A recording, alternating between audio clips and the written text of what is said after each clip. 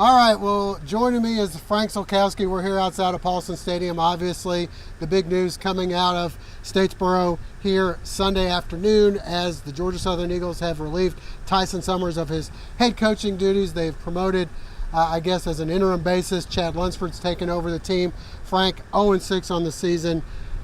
Lose to a winless team who had been 0-6, UMass. You were up there. Still making a lot of the same mistakes. Not a lot of progress on either side of the ball. Still having a lot of penalties. They had over 115 yards this past time. I guess it's not that much of a surprise. Well, it's what they say, the straw that broke the camel's back. It kind of is that when you look at Georgia Southern, not even really competitive in that game against UMass. Like you touched on, UMass winless on the season. Georgia Southern goes up. You think maybe this is a game, an opportunity to get things going in the right direction. Georgia Southern quickly falls into a hole there against UMass, and they never rebounded from it. Then you start looking inside the numbers. You give up the most points ever in a first quarter. You give up the most points ever in a half. And then for the most points total in a game in 19 years, those are kind of things where, yeah, you're not seeing improvement, you're seeing regression. And that's something that I think was the final nail in the coffin, so to speak, where it's kind of hard to come back from those things. Then you go out there in your offense, you still only put up 20 points. 20 points wasn't even going to be good enough to pick up a win on the road as well. So a lot of factors, and I think on top of that, the social media outcry and the fan base themselves, I think that the time was right. That's what Tom Kleinlein probably decided not too long after that plane flight back from Amherst, Massachusetts. You know, you just didn't see any area that really showed marked improvement, whether it was from the discipline side of things, the defensive side of things, or on the offense. Well, you start looking at the penalties that remained high, then you start looking at the lack of offensive production, then you start looking at the amount of points and yards the defense was giving up.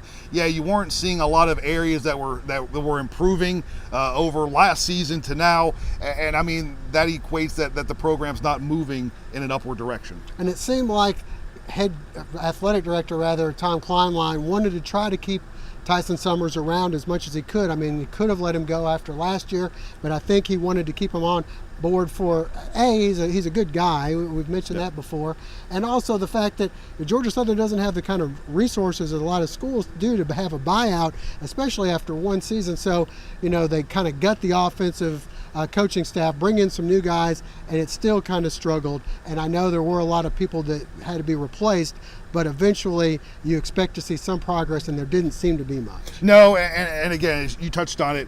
You got a head coach who's a really nice guy, who's very active in the community, has really been good with the recruits, and for all intents and purposes, the type guy you want leading your program as a whole, as a football program. It just got a little bit tough, and we got to remember that college football is a business. Big-time FBS football is a business, and even though we're in the Sun Belt Conference, you're a very, very visible program, and when you're 0-6, coming off of 5-7, that's just not getting the job done as far as wins and losses are concerned. And when all is said and done, that's what you need. Nice guys don't get to coach in a national championship game or in a bowl game, but teams that are winning do. All right, well, Frank will join us later on in the week, and we'll kind of discuss the future for Georgia Southern and also playing Troy, big game coming up in the Sun Belt this week. All right, and also Frank will join us in just a moment. We'll talk a little bit about our area high school football, but first we're going to take a look at some of the highlights or some of the action from the UMass game.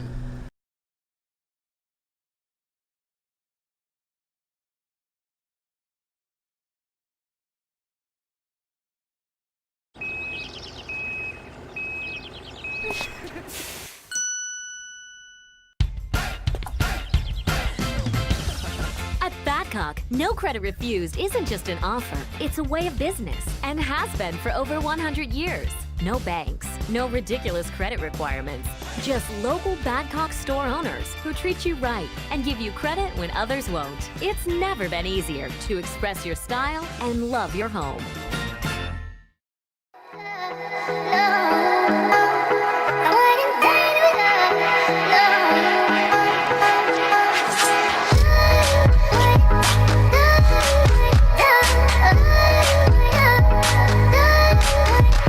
Georgia Southern Eagles on the road at UMass for a non-conference matchup.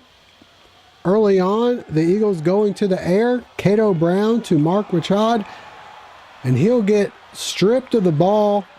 This is the season it's been for the Eagles. UMass picks it up, and they would turn that into points.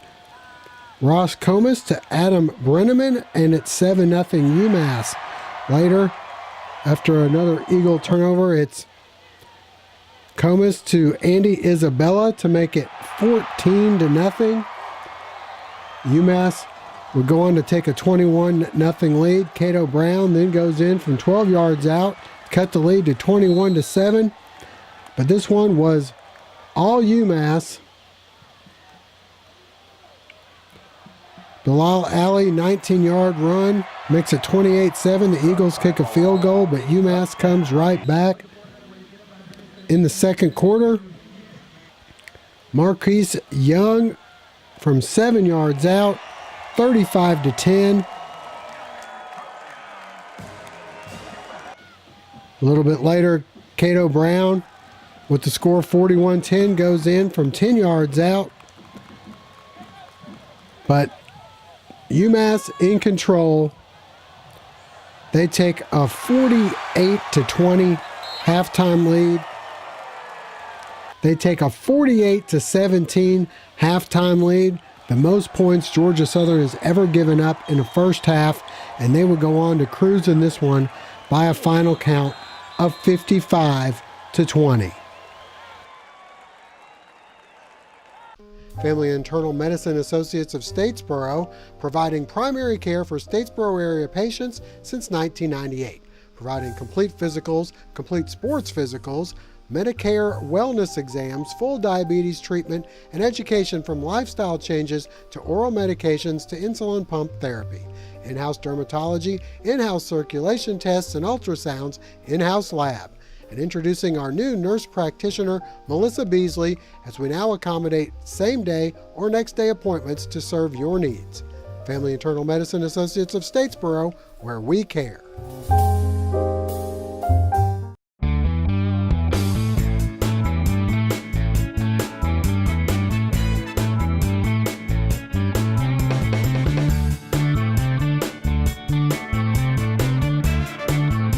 Hey, Miss Thompson, everything's fine. It's going to be no problem. I'll have you done in a few minutes. My name is Paisley Nordhoff, part owner of Complete Car Care, and I want you to come see me.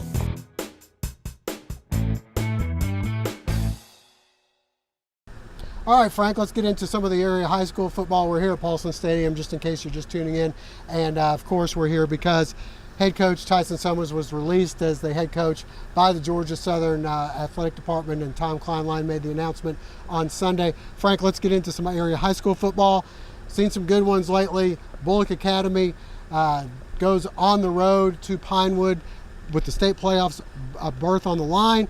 They go up there, they give up 14 straight, then they score 28, then it goes back and forth, ends up in a last-second field goal for a victory. Ironically enough, you saw that just a week ago with Southeast Bulloch, and sometimes that doesn't happen very often. Exactly. We can go years at a time without seeing that happening, teams winning on a last-second field goal. But here we do, two teams from the same county doing just that. Bulloch Academy, huge win on the road over in Belleville. And again, we talked about it. Two very similar type teams. This is a type win that can catapult you and really give you a lot of positive momentum moving into the postseason, just as BA is doing. Speaking of the postseason, it looks as though Southeast Bulloch's kind of sewn it up.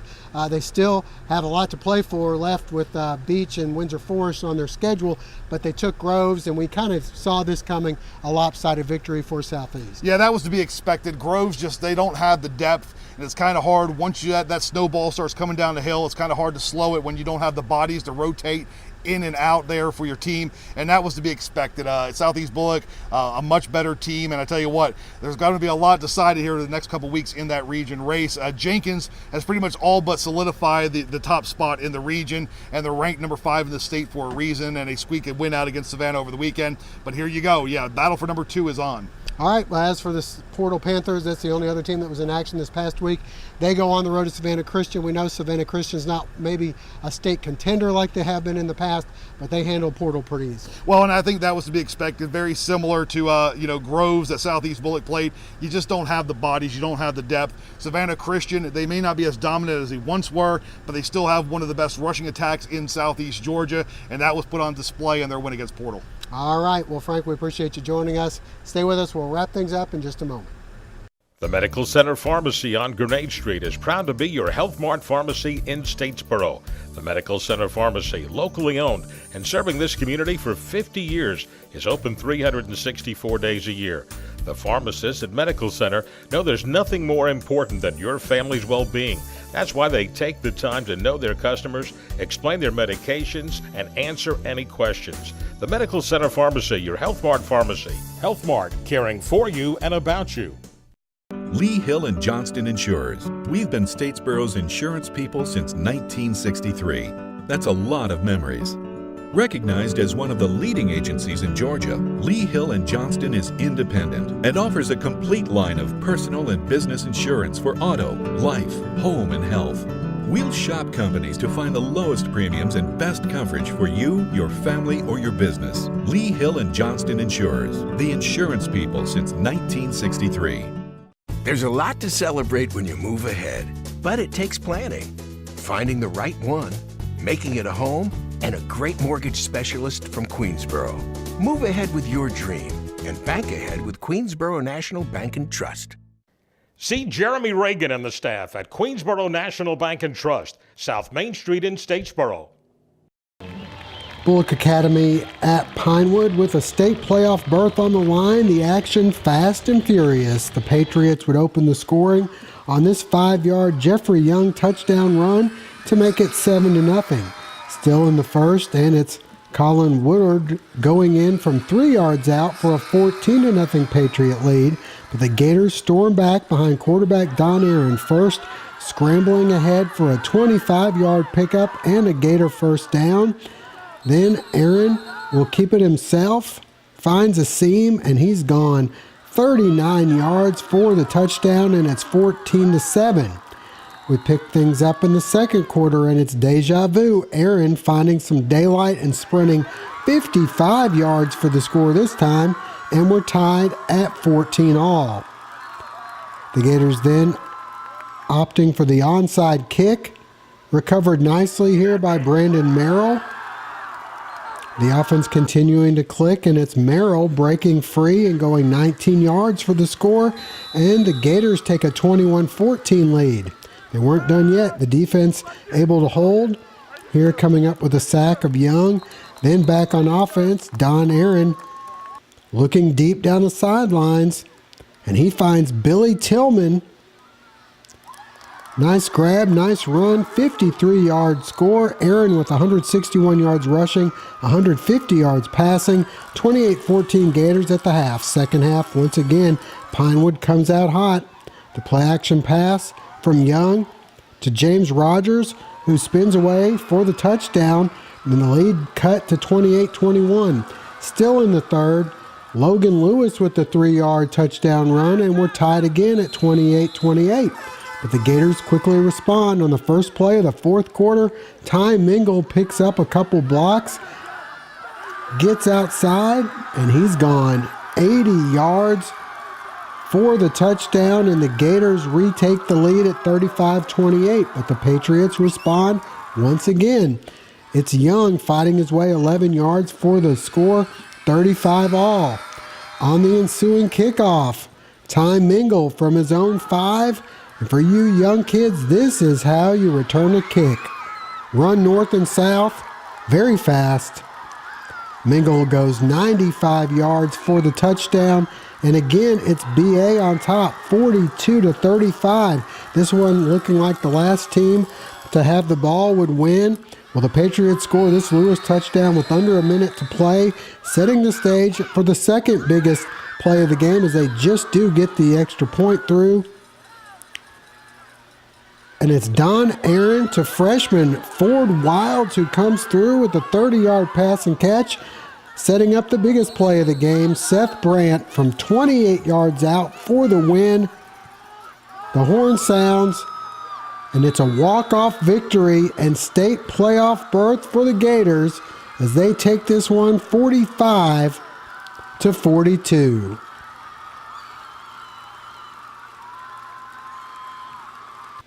Meanwhile, at Garden City Stadium, Grove's looking for their first win as they host Southeast Bulloch, but the Yellow Jackets in control early and often. Defensively, the swarm tackling here on the short pass. Then Southeast gets their offense going. Chase Walker will get the carry, and he goes in for the touchdown. The Yellow Jackets on top 7-0. Southeast Bulloch wasn't done.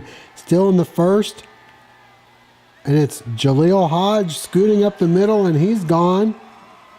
14-0 Southeast in control. Then a rare pass for the Jackets here. Blaze Minnick to a wide open Tyler Thornton.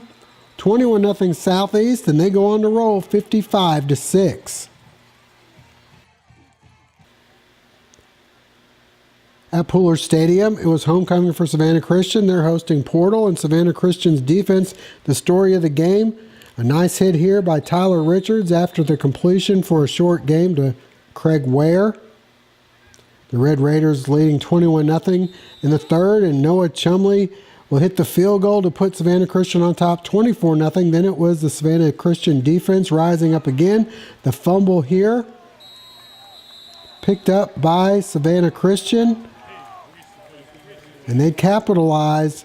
Quarterback Jordan Grant rolls out and finds a wide open Omar Burrows for the touchdown. 31-0 Savannah Christian, and they go on to win 31-6. All right, well, that'll wrap it up for this show. Frank will be joining us later on in the week. We'll discuss the Troy game coming up and also the future for the Georgia Southern Eagles. We thank you for joining us and hope to see you again later on in the week.